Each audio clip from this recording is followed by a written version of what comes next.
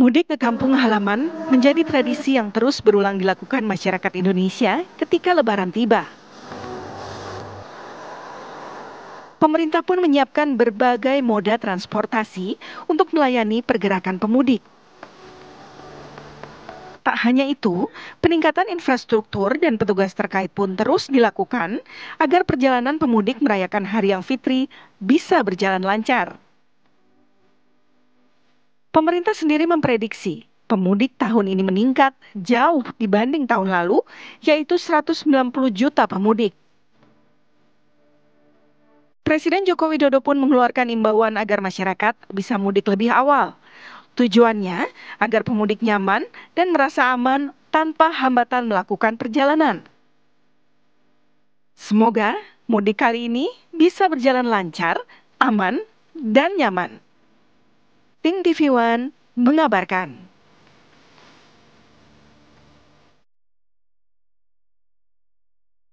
Ya, dan kita segera untuk membahas ya, apa kata redaksi atau redaksi menyikapinya seperti apa nih mudik Lebaran tahun 2024 ini. Di studio sudah hadir tampak di layar kaca ada General Manager News Daily dan Gathering dari TV One, Ecep Suardaniasa. Selamat pagi. Assalamualaikum Kang Ecep. Warahmatullahi wabarakatuh. Sehat, Kang? Sehat. Lancar puasa? Lancar, alhamdulillah. Kang Ecep, tadi dikatakan bahwa 190 juta pemudik di tahun ini mengalami peningkatan dibandingkan tahun sebelumnya, diperkirakan begitu ya. TV One sendiri kan selalu memantau juga kan bagaimana pergerakan arus mudik setiap tahunnya. Untuk tahun ini dari kacamata redaksi seperti apa, Kang Ecep? Ya pasti effortnya lebih besar ya, karena kenaikannya hampir 50%. 50% ya? Dari 123 juta pemudik, tahun ini hampir 200 juta ya, mendekati 200 juta prediksinya.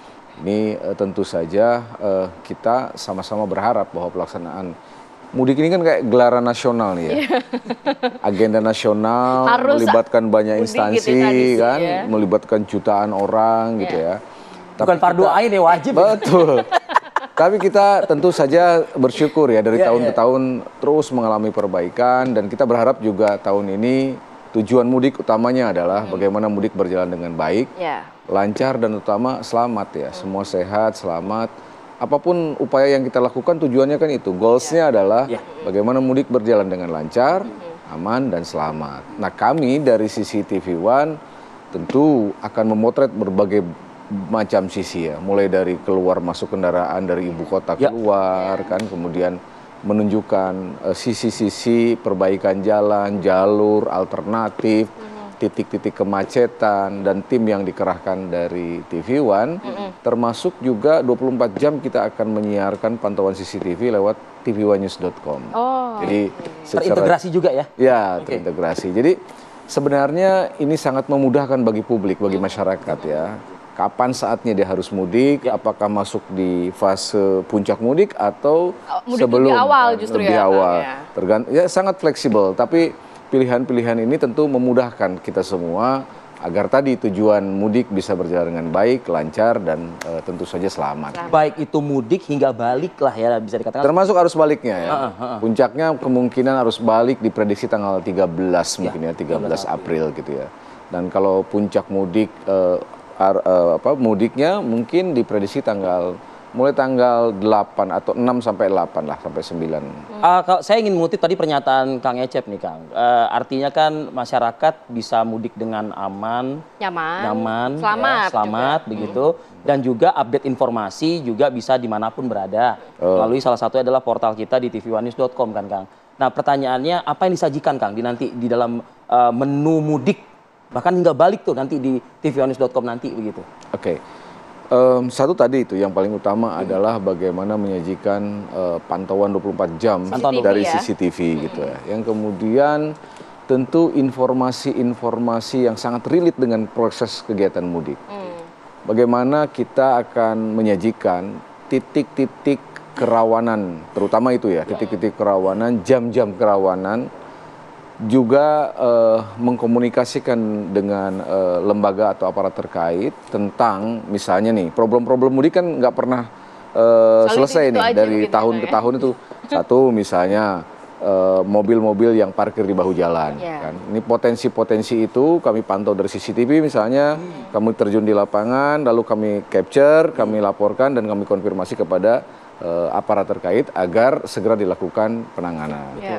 Yang kedua misalnya PKL di pinggir yang muncul secara dadakan di bahu-bahu jalan. Pasar tumpah kayak pasar gitu. tumpah dan sejenisnya itu kan di sepanjang jalan non-tol selalu muncul dan itu menjadi titik rawanan juga. Nah, itu juga bagian yang kita potret. Termasuk rest area yang sudah overloaded gitu ya, Kang ya? Overload kan sekarang dilakukan pengaturan ya, keluar masuk dari rest area. Nah, tapi kan kadang kan juga disiplin dari para pengendara itu juga menjadi kunci ya, bagaimana kita bisa mensukseskan proses mudik ini.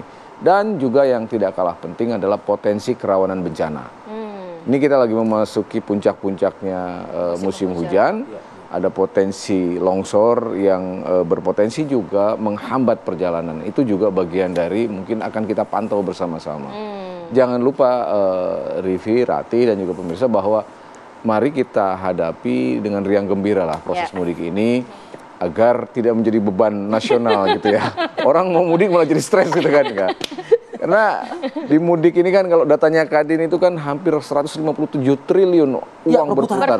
Uangnya ya, luar biasa ya Kang. Uang sebesar itu harus dihadapi dengan kebahagiaan, dihadapi dengan stres. Jangan jadi beban. Kang tadi menjadi beban gitu ya. Kang Ecep juga mengatakan pantauan 24 jam, kemudian juga titik-titik rawan mana yang nantinya tim kita akan terjun langsung, pemirsa bisa melihat langsung informasi dari sana, Kang.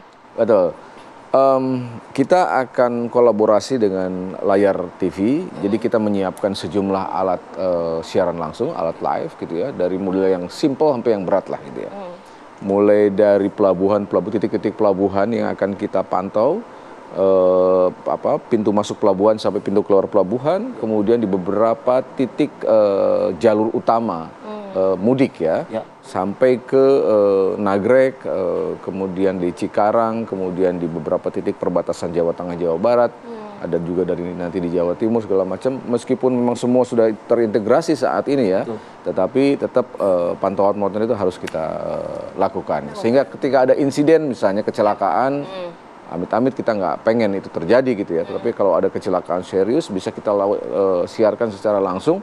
Dan itu menjadi informasi buat publik, buat masyarakat bahwa dia harus apakah menunda atau mencari alternatif jalan lain untuk melaksanakan mudik nantinya gitu. Nah, kalau catatan redaksi, Kang Ecep, melihat kesiapan pemerintah, ini emang umum sekali, general sekali begitu ya. Tapi kan pemerintah juga sudah memberikan beberapa stimulus ya Kang ya informasinya ya. Ada juga mudik gratis yang disiapkan baik itu pemerintah maupun swasta. Lalu juga kalau di tahun infrastruktur biasanya kan setiap tahunnya ya. Kalau di tahun sebelumnya itu ada semacam kayak korting atau diskon gitu.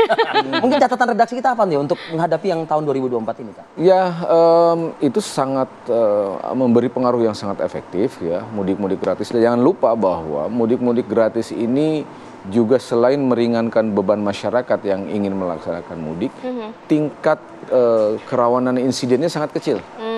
Misalnya dibanding dengan pemudik memakai sepeda motor, lebih baik dimobilisasi lewat kendaraan-kendaraan yang disiapkan oleh pemerintah maupun pihak swasta gitu ya. Dan ini sangat menekan angka kecelakaan di arus mudik gitu ya. Nah, ini saya kira yang paling penting dan sangat positif ya. Itu salah satu evaluasinya. Yang kedua juga tentu perbaikan-perbaikan yang terus dilakukan ini bukan pekerjaan ringan. Gitu. Ini adalah pekerjaan serius bersama. Yang kuncinya apa artinya semua infrastruktur diperbaiki, sistemnya diperhebat, tapi pemudiknya nggak disiplin. Nah itu dia. Itu yang simple saja, sederhana saja. Dari aspek kontraflow misalnya kan. Kadang-kadang kan ketika aturan itu sudah dicabut sementara, orang memaksa untuk masuk misalnya. Atau ada potensi pelanggaran yang berbasis ketidakdisiplinan para pemudik, itu menjadi penyebab terjadinya insiden, kecelakaan, dan lain sebagainya. Jadi lepas dari semua upaya yang dilakukan oleh pemerintah, semua stakeholder, semuanya akan kembali kepada pemudik gitu ya. Dan itu yang selalu pengen kita awareness. Kita ingatkan kepada pemudik. Siapa sih yang nggak pengen cepat sampai ke kampung halaman, cuma alon-alon asal kelakon aja gitu kan. Selamat sampai tujuan. Sekali lagi gitu. ini hajatan nasional, semua orang punya keinginan yang sama, rasa yang sama, kerinduan yang sama ke kampung halamannya. Karena itu tingkat kesabaran, apalagi di bulan suci Ramadan ini, benar-benar diuji tuh di apa namanya? Ini bagian dari ibadah bulan puasa tuh benar-benar diuji. Menahan emosi selama perjalanan mudik gitu ya kan. Mereka bekerja sehari-hari, ibaratnya ujiannya setengah gitu. Nah ini dalam 1-2 hari di jalanan, dia ujiannya tuh kayak gitu.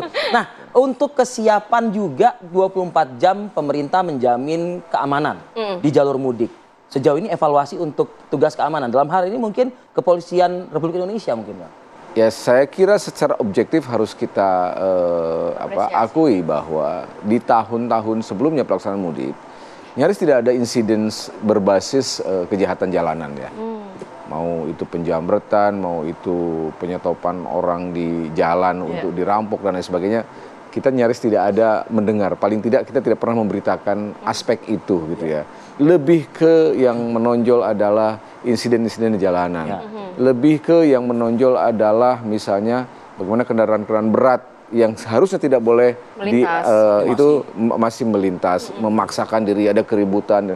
Lebih ke soal-soal disiplin seperti itu. Jadi dan kita berharap selain evaluasi, harapannya tahun ini juga jauh lebih aman, orang jauh lebih nyaman untuk melakukan proses mudik.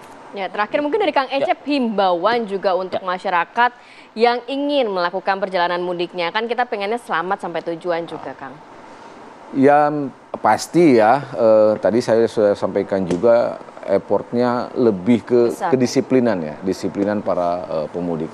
Yang kedua, saya rasa setiap orang sekarang punya strategi ya dalam bermudik ya, tidak hanya kita dalam bekerja atau dalam hal-hal lain, punya strategi kapan dia harus pulang, manasin mesin, kapan jam berapa harus jalan. Istirahatnya gitu. Juga dia. Jamnya, mereka udah mengestimasi semua tuh, sehingga coba kalau pemudik nih, saya revisi nggak mudik ya, saya sebagai pemudik gitu ya. Rata-rata bercerita dengan sesama tetangga yang sama-sama mudik, dia happy ending gitu ya. Dia merasakan prosesnya berjalan dengan lancar. Dia tidak memprediksi akan sepanjang itu karena dia tahu jam berapa dia harus berangkat, jam berapa dia harus istirahat, dan tanggal berapa dia harus kembali ke ibu kota atau ke tempat tujuan asal gitu ya. Nah, saya kira itu balik lagi strateginya ke masing-masing gitu ya. Tapi tetap sekali lagi saya ingin menekankan bahwa disiplin di jalanan itu menjadi kunci ya, kebersamaan, kunci bersama agar menghindari insiden-insiden yang tidak diinginkan secara bersama-sama. Begitu. Happy mudik lah. Happy mudik, gitu. Betul. Karena mau bertemu keluarga setahun sekali. Yang penting juga tadi beberapa poin yang disampaikan oleh Kang Ecep ini juga menjadi perhatian juga untuk kita semua pastinya. Terima kasih banyak. Terima kasih. Kang Ecep, sehat selalu, lancar puasanya. News Daily dan Gathering TV One atas waktunya membagi apa kata redaksi dalam episode kali ini ya. Oke, tenang, kita akan sajikan semua informasi mudik nantinya ya. Pastinya. Oke, kita harus jeda dulu sejenak, nanti kita hadirkan informasi. Ini dari tim kubu 01 dan juga 03 meminta kehadiran sejumlah menteri kabinet untuk hadir dalam sidang MK. Seperti apa kita akan bahas lagi, tetap bersama kami.